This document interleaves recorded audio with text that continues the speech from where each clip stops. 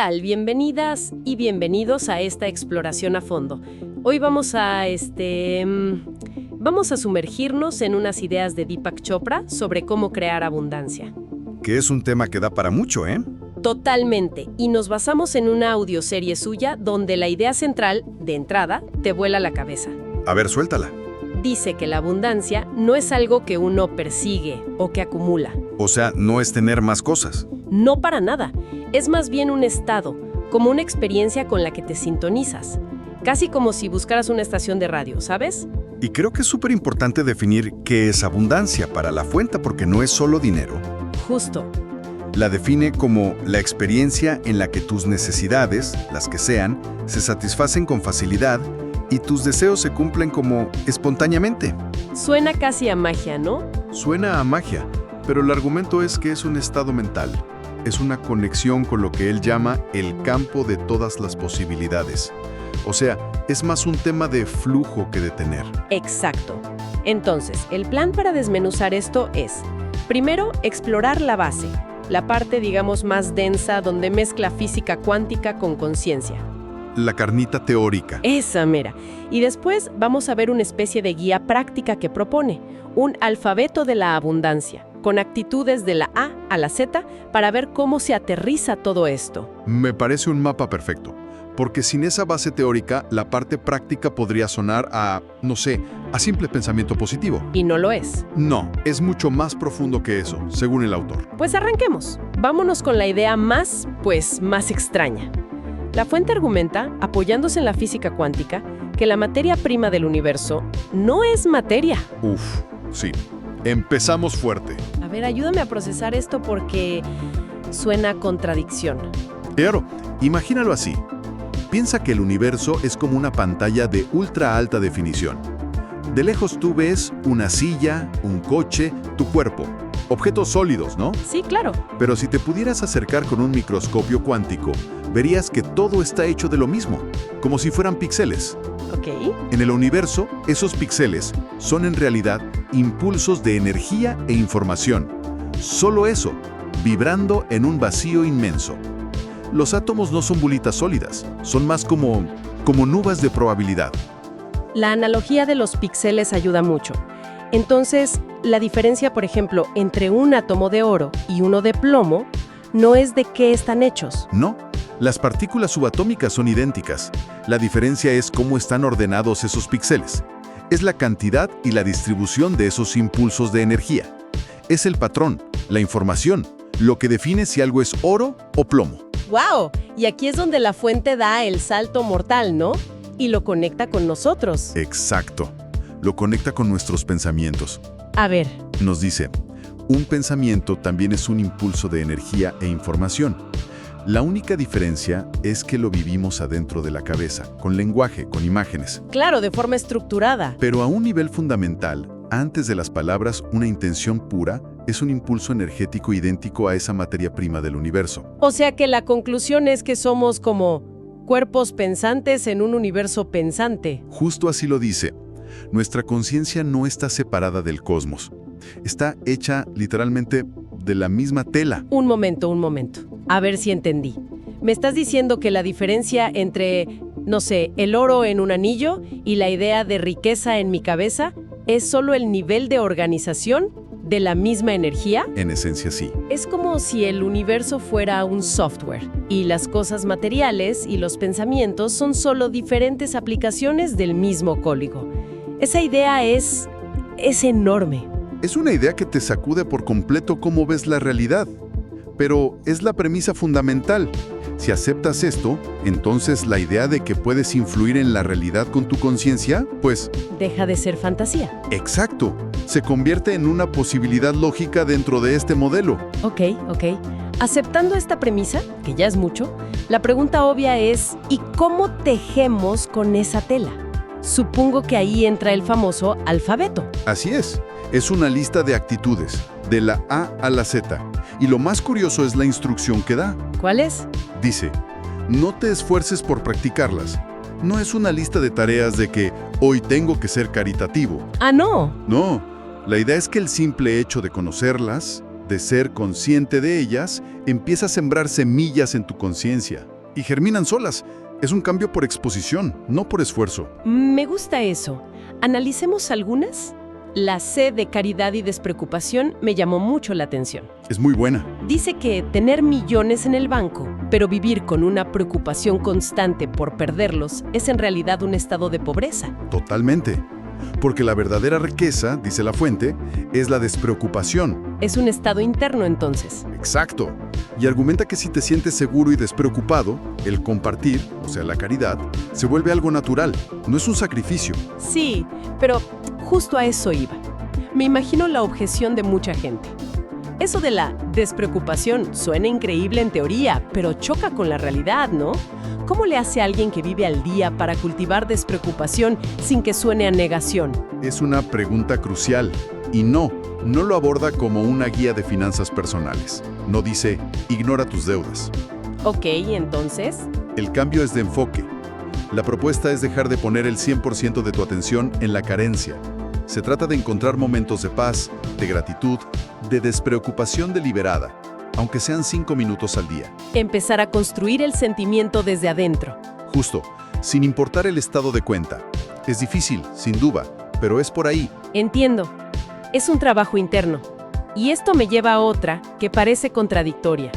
La I de intención firme, que habla de tener un propósito fijo, una decisión inamovible. Ajá. Y luego la M de meta y la brecha, que dice que hay que abandonar el apego al resultado. ¿Cómo pueden convivir las dos? Suena a querer acelerar y frenar al mismo tiempo. Es la paradoja central de todo el sistema. Y la analogía que usa para explicarlo es algo que todo el mundo ha vivido. Uf, sí, todo el tiempo. Es horrible. La mente está tensa, ¿no? Finalmente te rindes. Dices, bueno, ya me acordaré. Y te pones a hacer otra cosa. Y de repente, minutos después, ¡pum! Te llega. El nombre aparece en tu mente, claro como el agua, justo cuando dejaste de forzarlo. Totalmente. Ese es exactamente el mecanismo. La intención firme es plantar la pregunta, ¿cuál es este nombre? La introduces con claridad. El desapego es el acto de rendirte, de soltar la tensión. Ese momento de relajación, de entrar en la brecha entre pensamientos, es cuando permites que el universo organice los detalles. Ok, visto así ya me hizo clic. No es una contradicción, es un proceso de 2 pasos.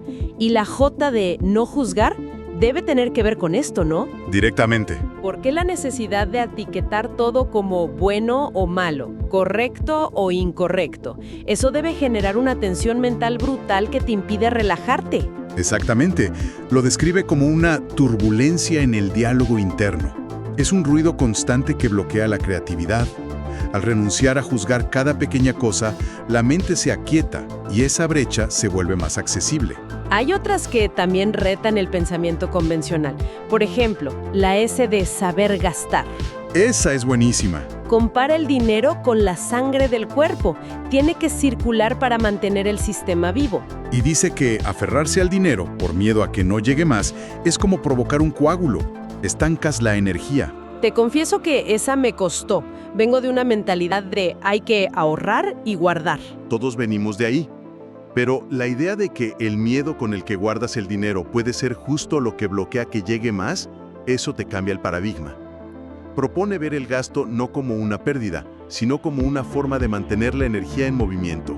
Confiando en que va a regresar. Confiando en que el universo te seguirá proveyendo, como resultado del servicio que tú ofreces.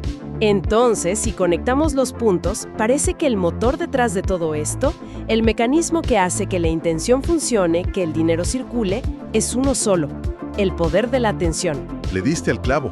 La atención es el concepto que une absolutamente todo. Y vuelve a la física cuántica para explicarlo, ¿cierto? Sí, de una manera muy gráfica. Dice que una partícula subatómica, un electrón por ejemplo, no existe en un lugar fijo antes de que la midamos. Existe como una onda de probabilidad. O sea, está en todas partes y en ninguna a la vez. Exactamente. Y el acto de observar, de ponerle atención, es lo que colapsa esa onda y obliga a la partícula a aparecer en un punto concreto. A ver, déjeme ver si entendí bien esto, porque es muy fuerte. No es solo que mi atención dirige mi experiencia, como cuando me enfoco en lo positivo, La fuente dice que mi atención literalmente crea la experiencia a nivel subatómico. Sí, Eso es pasar de ser espectadora de la vida a ser la arquitecta de la realidad. la entendiste perfectamente. La conclusión radical es, estás donde tu atención te lleva. De hecho, eres tu atención. Tu atención no es pasiva, es un acto creativo. Es la que esculpe la energía del universo. Y esto nos lleva al concepto del campo unificado. ¿Qué es exactamente? Porque lo menciona como la fuente de todo, pero ¿es como una conciencia universal? ¿Una especie de internet cósmico? Ayúdanos a visualizarlo. Me gusta la analogía del Internet cósmico, o el sistema operativo del universo. El campo unificado es, según esta perspectiva, el nivel más fundamental de la realidad. Es un campo de pura conciencia, silencioso, inmanifiesto, que contiene el potencial de todo. De todo lo que ha existido, existe y existirá. Exacto. Es la fuente de las leyes de la naturaleza, la inteligencia que organiza desde una galaxia hasta una célula. Y le atribuye 25 cualidades, casi como si fueran los pensamientos de Dios o las características de ese sistema operativo. Justo. Y esas cualidades son la base de todo. Menciona algunas como potencial total, poder infinito de organización, creatividad infinita, silencio infinito y una que destaca como la más importante, ¿Cuál? dicha. Dice que el estado fundamental del universo es la dicha. ¡Qué bonito! ¿Y propone algún ejercicio práctico con esto? Sí, uno que es engañosamente simple. Sugiere elegir una de esas 25 cualidades cada día. Hoy, por ejemplo, eliges creatividad infinita. Ok. Y durante el día simplemente pones tu atención en esa cualidad. No tienes que analizarla, ni entenderla, ni forzarte a ser creativa. Solo tenerla presente en tu conciencia. Sin juzgarla, volviendo a la letra J. Precisamente. La idea es que como tu atención es creativa, al enfocarla en una cualidad del campo, empiezas a activar esa cualidad dentro de tu propia conciencia y por lo tanto a atraerla a tu experiencia. Es como sintonizar tu radio interna con esa frecuencia. Exacto, con la frecuencia de la creatividad, o de la dicha, o del orden. Muy bien. A modo de resumen, si tuviéramos que destilar las ideas clave, diría que son 3. Primero, la realidad no es lo que parece. En el fondo es un campo de energía e información, la misma esencia de nuestros pensamientos. Correcto. Segunda, se puede cultivar una conciencia de abundancia, no a través de la lucha, sino a través de la simple conciencia de ciertos principios. Dejar que operen solos. Y tercera, y quizá la más importante, nuestra atención no es una linterna con la que iluminamos el mundo, es un pincel con el que lo pintamos. Es la herramienta activa que convierte la posibilidad en realidad.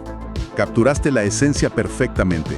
Y para cerrar, la fuente deja una reflexión final, muy provocadora. A ver, Cita un concepto védico que dice que muy dentro de cada uno de nosotros hay un Dios en embrión. Solamente tiene un deseo, nacer. ¡guau! ¡Qué fuerte! Y esto nos deja con una pregunta para reflexionar. ¿Qué cambiaría si viéramos nuestro potencial no como algo que debemos construir desde cero, con sudor y esfuerzo, sino como algo que ya está completo dentro, en estado latente? Y que solo espera las condiciones adecuadas. La atención, el desapego, para manifestarse. Exacto. ¿Qué cambiaría si en lugar de construir nos dedicáramos a permitir?